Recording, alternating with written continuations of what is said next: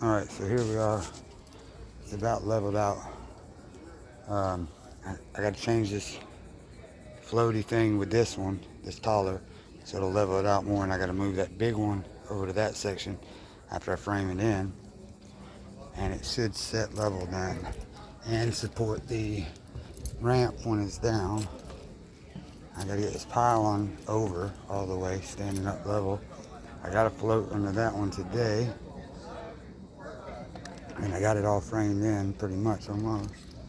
It's holding together square, and then I'll come back and run a new band around the outside of it and deck it, and it'll be done. Got it pretty strong. It's holding together now, so with all the new wood in it. Alright, y'all be sure to like, share, and subscribe to the channel.